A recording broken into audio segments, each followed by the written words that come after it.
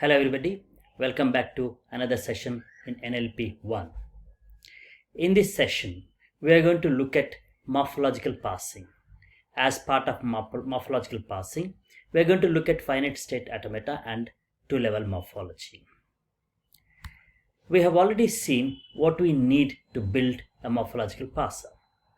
In order to build a morphological parser, we need a lexicon and we need to understand morphotactics, then orthographic rules. And in the lexicon, we would like to list the stems and affixes along with the information about each stem, particularly the parts of speech. Morphotactics is the one which tells us in what order the affixes occur on a stem. Then orthographic rules tell us about the spelling of each word. Morphotactics is usually done with finite state automation. In finite state automation, we have finite number of states and each state is connected with another state through a transition. It's like your finite state transition network, which we have already seen in earlier videos. Here we are looking at English nominal inflection, particularly the plural. In this picture, you see there are three states, Q0, Q1 and Q2.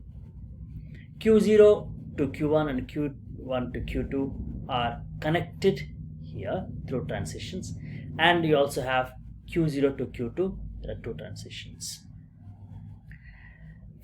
And you have got input coming in. When you have inputs like cats is a regular noun, so cat is recognized as a regular noun. Then there is a transition from Q0 to Q1, and from Q1 to Q2 we identify the plural s. So the word cat is recognized through this morphological rule that there is a regular noun where plural s is added. If the word is goose is an irregular noun. If you are looking at only the singular, the word goose, then irregular singular noun goes from Q0 to Q2, where Q2 is your final state, right? Because there are two circles you can see, it's a final state. Similarly, if the word is geese, which is again a plural, then from Q0 the irregular plural noun is recognized and reaches the final state. So what we see here is the one is regular nouns are taken care from Q0 to Q1 and Q1 to Q2. Remember, Q1 is also a final state. That is, if you have the word only singular, then it is Q1 is a final state. Now let's look at verbal inflection. English verbal inflection also has two kinds at least, the regular verbs and irregular verbs. So when you have regular verbs, there are inflections which are added to them to form past tense, past participle, or progressive, or third person singular. If it is irregular past form, then the past tense form is formed not through adding of the regular suffix but through some other process. So if you divide the verbs into regular and irregular, then you have the finite state automation as follows, where you have Q0, Q1, Q2, Q3 as states.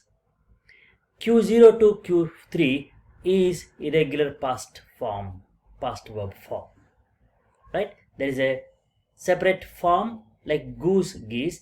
If you take the verb take itself and the past tense form is took, so took will go from Q0 to Q3. Q3 is the final state. If it is a regular verb like ask, it is a regular verb like ask, then Q0 to Q1 is the verb stem which is recognized. And if you want past tense, you get ed added, so Q1 to Q3 is your past tense form. In fact, ed is also past participle suffix, so Q1 to Q3 can also be past participle form. So if you take a verb like talk Q0 to Q1 and stops. If it is the verb talked, Q0 to Q1 and Q1 to Q3, depending on whether it is past simple form or past participle form. The regular forms can also take progressive and third singular form. So Q0 to Q2, you can recognize a regular verb stem which goes from Q to Q3, taking recognizing progressive ing or third person singular. In fact, both regular verb stems and irregular verb stems take the same progressive form and third singular form. So Q0 to Q2 to Q3 applies to both regular verb stems and irregular verb stems. This is your English verbal inflection.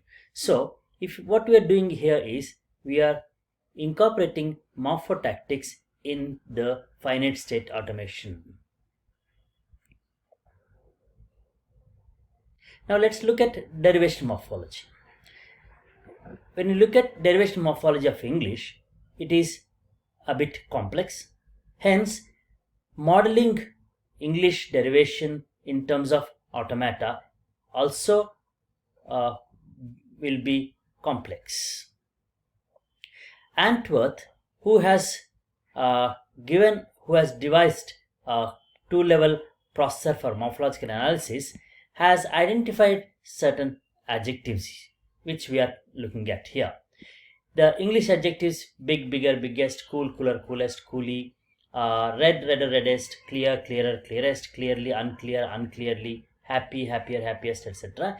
All of them have suffixes and also prefixes. So what are the stems of these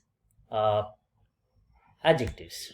The stems, you can identify them here. Big, right? Big, bigger, biggest, in which big is the stem. Cool, cooler, coolest, coolie, and you have cool as the stem.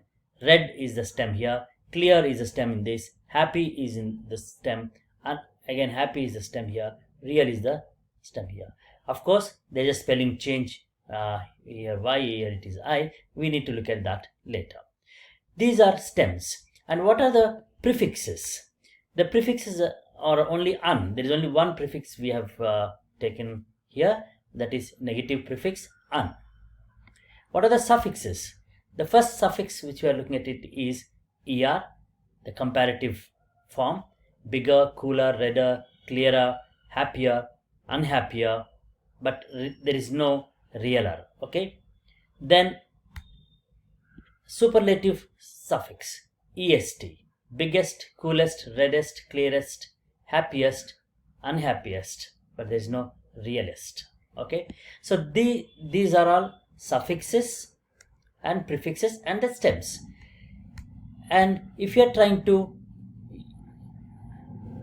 model these stems with the prefixes and suffixes, you have the following finite state automata. Right, look at finite state automation. Here you have 1, 2, 3, 4 states. Q0 to Q1 we take un as a prefix, and then the adjective root. Okay, the adjective root, that is, it can be clear, happy, real, or big, or red. And then you can have suffix recognized from Q2 to Q5, maybe er, li, or est. If you are taking unhappier, un and happy is the root and er is the suffix here. But without prefix, then you have to consider another transition, which is empty. We are using epsilon his symbol here, which is empty.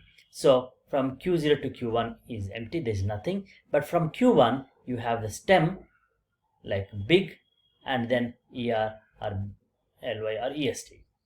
Okay, this is the finite state automation for adjective roots.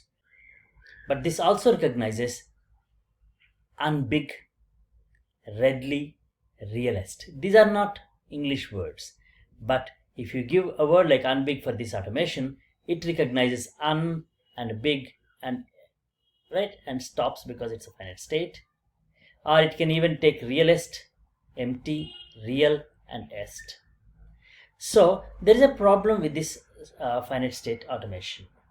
That means we need to have a relook at the data. If you look at the data, un is attached only with clear, happy and real.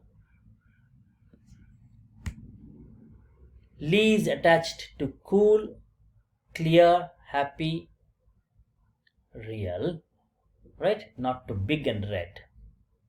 Okay, big and red do not take un at all, or they do not take li. They take only the comparative and the superlative forms. So based on this, if we divide the adjective roots into two types, adjective root 1, clear, happy, real, which can take the negative suffix un, which can also take li adverbial suffix, and also the er, est comparative and superlative suffixes. And adjective root 2, you have big and red. In this class there are only two words here which do not take either un or li. And based on this, if we have a finite state automation, it looks like this. So you have Q0, Q1, Q2, Q3, Q4, Q5, right? There are 6 states. And from Q0 to Q1, let's have un as the prefix. And Q1 to Q2 is adjective root 1, because only those adjectives which belong to adjective root 1 class can take un prefix. And they also take li suffix. So they can take er, they can also take est. In addition to that, they also take li suffix, adverbial li suffix. So this Q0 to Q1, Q1 to Q2, Q2 to Q5 takes care of your first class of adjectives. When it comes to the second case of adjectives, they do not take any prefix, so it has to be an empty Q3. From there, you have adjective root 2 class, big or red, and then they can take either er, est, that is bigger, biggest, or redder, reddest. Okay, and at the same time, we also have to consider the words without un prefix but which can take li suffix. That is clear, happy, real. Without un also they can occur, like clearly or happily or really. So in that case, Q0 to Q1, Q3 is empty. From Q3, the adjective root 1 goes to Q2.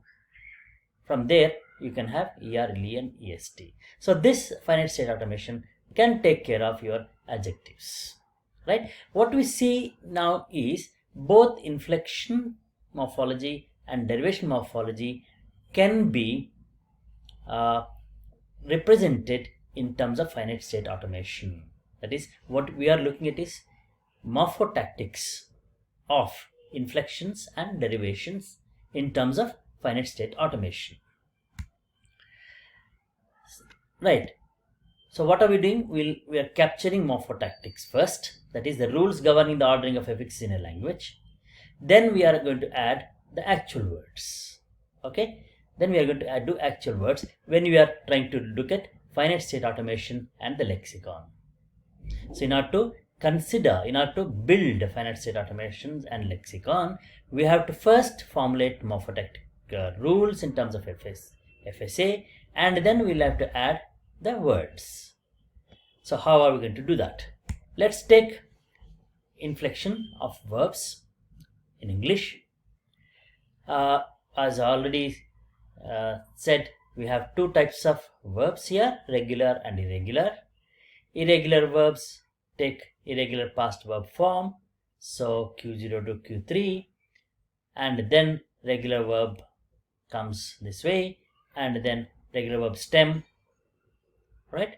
Irregular verb stem, and then they can take both progressive and ing forms.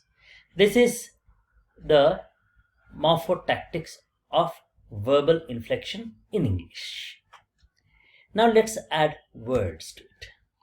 Let's take words talk, test, and sing. Talk and test are regular verbs. Sing is an irregular verb. Right? So the past tense form of sing is sang, or it can also be a past participle form can be sung.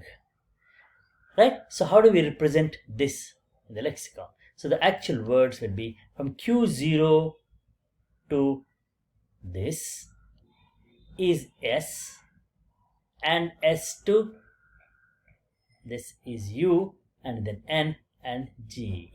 Okay, Q0 to Q3. In fact, remember we have done Q0 to Q3 is irregular past form. So what we are doing is we are taking the actual words, and then we have actually these are substates, which there is a sub finite state automation we are looking at for the words, for the particularly the spelling. So SUNG is past participle, SANG is past tense form, and test is a regular verb, right? So regular verb stems is Q0 to Q1 or Q0 to Q2. Then from here it can be either past tense form or past participle form. And from here it can be progressive form or third singular.